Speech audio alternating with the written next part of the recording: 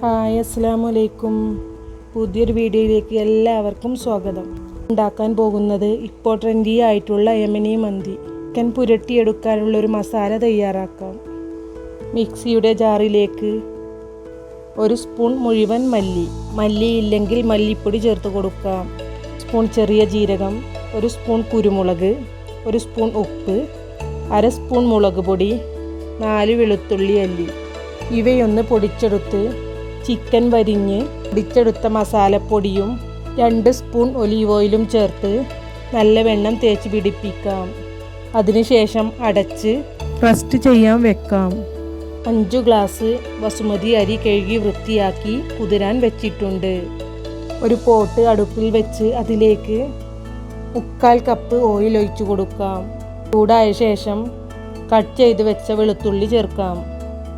വെളുത്തുള്ളി മുരിഞ്ഞു തുടങ്ങിയിട്ടുണ്ട്. കട്ട് ചെയ്ത് വെച്ച വലിയുള്ളി ചേർക്കാം. വലിയുള്ളി വഴന്നു വന്നിട്ടുണ്ട്. ഒരു കാപ്സിക്കൻ കട്ട് ചെയ്തതും 4 പച്ചമുളകും ചേർത്ത് കൊടുക്കാം. വഴന്നു വന്ന ശേഷം 1 സ്പൂൺ കുരുമുളക്, സ്പൂൺ മല്ലി, 5 ഗ്രാമ്പു, 8 ഏലക്ക, 4 പട്ട, 1/4 ടീസ്പൂൺ ചെറിയ ജീരകം, 2 ഉണക്ക നാരങ്ങ ഇവയെല്ലാം ചേർത്ത് നല്ലവണ്ണം ഇളക്കി കൊടുക്കാം.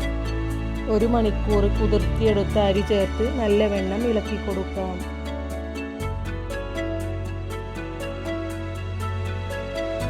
രണ്ട് മിനിറ്റ് ഇളക്കിയ ശേഷം 1 ഗ്ലാസ്സിന് 1.5 ഗ്ലാസ് വെള്ളം എന്ന തോതിൽ ഒഴിച്ചു കൊടുക്കാം. 2 സ്പൂൺ ഉപ്പ് ചേർത്ത് ഇളക്കി കൊടുക്കാം.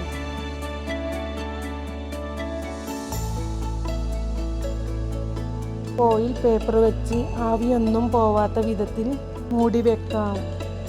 2 ഫോയിൽ പേപ്പർ വെച്ച് മൂടിയ ശേഷം ചെറിയ ഹോൾസുകൾ ഉണ്ടാക്കാം.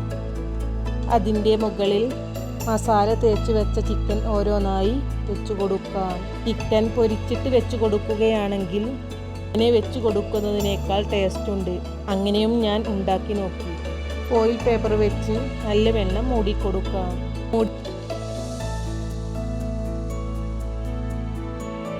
വെച്ച് 40 മിനിറ്റ് ചെറിയ തീയിൽ വേവിച്ചെടുക്കാം. 40 മിനിറ്റിന് ശേഷം ചിക്കനെല്ലാം ചോറിൻ്റെ മുകളിലേക്ക് വെച്ച് കൊടുക്കാം. സ്മോക്ക് ചെയ്യാൻ വെക്കാം. 5 മിനിറ്റിന് ശേഷം തുറന്നു നോക്കാം. അതിൽ നിന്നും ചിക്കനെല്ലാം മാറ്റി ചോറൊന്ന് ഇളക്കി കൊടുക്കാം. അപ്പോൾ യമനി മന്തി റെഡി ആയിട്ടുണ്ട്.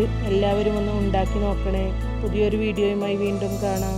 വീഡിയോ ഇഷ്ടമായാൽ ലൈക്ക് ചെയ്യാനും സപ്പോർട്ട് ചെയ്യാനും മറക്കരുതേ.